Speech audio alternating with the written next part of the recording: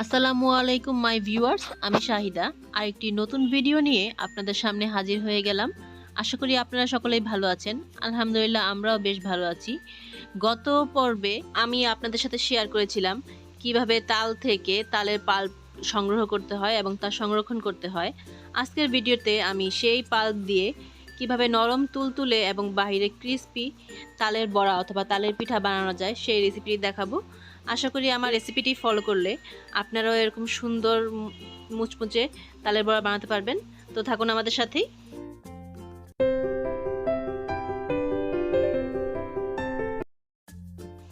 তালের বড়া বানানোর জন্য এখানে আমি তালের পাল্প নিয়ে নিয়েছি 2 কাপ পরিমাণ।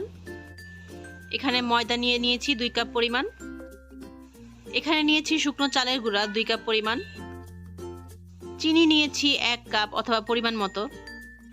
গুঁড়া দুধ নিয়ে নিয়েছি 1/2 কাপ। এখানে লবণ নিয়ে নিয়েছি পরিমাণ মতো, আর পানি নিয়েছি যদি লাগে দেন ব্যবহার করব।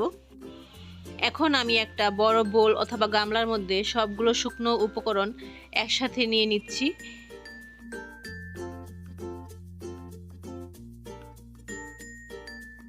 শুকনো উপকরণগুলো সব একসাথে নিয়ে নেওয়ার পর এগুলোকে আমি খুব ভালোভাবে মিশিয়ে নিব। সবগুলো শুকনো উপকরণ মেশানো হয়ে গেলে এরপর এর মধ্যে আমি তালের পাল্পটা দিয়ে দিচ্ছি এবং এটাকে সবগুলো একসাথে খুব ভালোভাবে মিশিয়ে নিচ্ছি একটি হ্যান্ড বিটার দিয়ে। বেশ কিছুক্ষণ হ্যান্ড বিটার দিয়ে মিশিয়ে নেওয়ার পর আমি দেখতে পেলাম যে আমাকে দ্বারা এটা দিয়ে মেশানো হচ্ছে না, সুতরাং আমাকে শেষমেশ হাত লাগাতে হলো। এখন আমি হাত দিয়ে এটা খুব ভালোভাবে মেখে নিব। এই ব্যাটারটা খুব ভালোভাবে মিশাতে হবে। এই ব্যাটারটার উপরেই নির্ভর করবে আপনার পিঠাটি কতটা তুলতুলে ও মোলায়েম হবে। খুব সুন্দর করে বিট করে করে ব্যাটারটাকে মেশাতে হবে এবং এর ভিতরে এয়ার ক্রিয়েট করতে হবে। আর এটার ভিতরে এয়ার ক্রিয়েট করলে এরপর পিঠাগুলো খুবই তুলতুলে হবে।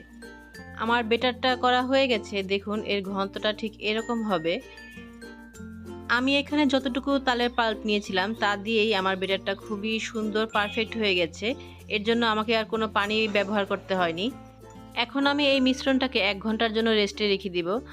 এবার এখান থেকে আমি কিছুটা ব্যাটার একটা বক্সে করে ডিপ ফ্রিজে রেখে সংরক্ষণ করব, যাতে আমি পরবর্তীতে এটা নামিয়ে ভেজে খেতে পারি।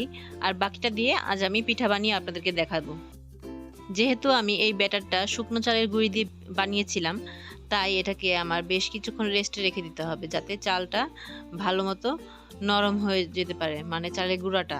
এর জন্য আমি এই ব্যাটারটাকে এখন একটা র্যাপিং পেপার দিয়ে ভালো করে মুড়িয়ে এটাকে বাহিরে রেখে দেব। যদি আধা ঘন্টা থেকে 1 ঘন্টার জন্য রাখি তাহলে বাহিরেই রাখতে পারবো। আর যদি আপনি সকালে ব্যাটারটা করেন আর ভাবেন যে বিকালবেলা পিঠা বানাবেন, তাহলে আপনি নর্মাল ফ্রিজে রেখে দিতে পারেন। বানানোর কিছুক্ষণ আগে নামিয়ে ভেজে ফেললেই হবে। চলে এসেছি আমি 1 ঘন্টা পর। এখন আমি ব্যাটারটা বের করে নিচ্ছি। এখন এটার কভারটা আমি খুলে নিচ্ছি। দেখুন আমার এই ব্যাটারটা আরও কিছুটা ঘন হয়ে গেছে রেস্টে রেখে দেওয়ার কারণে। এখন আমি এটাকে আবার কিছুক্ষণ একটু ভালো করে বিট করে নিব, এরপরে ভাজা শুরু করব। ব্যাটারটাকে আমি খুব ভালো করে মিশিয়ে নিয়েছি। এখন একটা কড়াইয়ে আমি তেল গরম হতে রেখে দিয়েছিলাম চুলায়। এখন তেলটা গরম হয়ে গেছে। এখন পিঠাগুলো আমি হাতের সাহায্যে অল্প অল্প করে দিয়ে দিব তেলের মধ্যে। আপনারা চাইলে এই কাজটা চামচ দিয়েও করতে পারেন। আর এ পর্যায়ে আমার চুলার হিটটা থাকবে মিডিয়াম টু লোয়ে। বেশি জোরে দিয়ে দিলে পিঠাটা উপর দিয়ে পুড়ে যাবে আর ভিতরে কাঁচা থেকে যাবে। পিঠাটা দেওয়ার কিছুক্ষণ পর দেখবেন পিঠাগুলো কি সুন্দর ফুলে উঠেছে।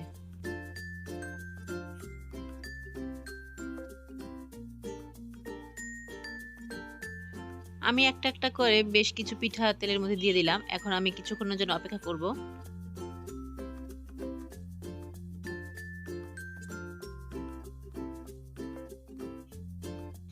দেখুন পিঠাগুলো কি সুন্দর ফুলে তেলের উপর চলে এসেছে।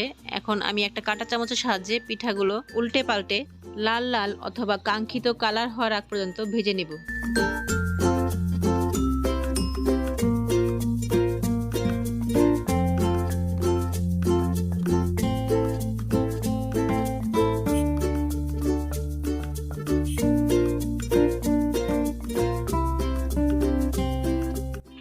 দেখুন পিঠাগুলো খুব সুন্দর করে ভাজা হয়ে গেছে। এবং কালারটাও খুব সুন্দর এসেছে। এখন এই পিঠাগুলো আমি ভালো করে তেল ঝরিয়ে উঠিয়ে নিব। এখানে একটা প্লেটে আমি টিস্যু পেপার রেখে দিয়েছিলাম। এই টিস্যু পেপারের মধ্যে পিঠাগুলো তুলে নিচ্ছি যাতে এর এক্সট্রা তেলটা শুষে নেয়। এভাবেই আমি ধাপে ধাপে সবগুলো পিঠা ভেজে নিলাম। আমার পিঠাগুলো ভাজা হয়ে গেছে। হয়ে গেল আমার তালের বড়া অথবা তালের পিঠা বানানো। আমার এই রেসিপিটি ফলো করে আপনারা বাসায় বানাবেন এবং আমাকে কমেন্ট করে জানাবেন পিঠাটা কেমন লাগলো। এখন আমি এই পিঠাটা একটা ভেঙে আপনাদেরকে দেখাচ্ছি এটা কতটা মুচমুচে এবং ভিতরটা কতটা তুলতুলে হয়েছে। একদম পারফেক্ট হয়েছে, আর স্বাদ সে তো অসাধারণ। তো আজকে আমার ভিডিওটা আপনাদের কেমন লাগলো অবশ্যই কমেন্ট করে জানাবেন এবং আমার এই ভিডিওটি ভালো লাগলে আপনারা লাইক, কমেন্ট এবং শেয়ার করে পাশেই থাকবেন। আর আমার ইউটিউব চ্যানেলটি সাবস্ক্রাইব করে দিবেন আর পাশে থাকা বেল আইকনটি ক্লিক করে দিবেন যাতে যখনই আমি কোনো নতুন ভিডিও আপলোড করি সরাসরি নোটিফিকেশনটি আপনাদের কাছে চলে যায়। যারা যারা ফেসবুকে আমার এই ভিডিওটি দেখছেন অবশ্যই আমার পেজটি ফলো করে দিবেন। সবাই ভালো থাকবেন, সুস্থ থাকবেন। আজকের মতো এখানে বিদায় নিয়ে নিচ্ছি। আল্লাহ হাফেজ।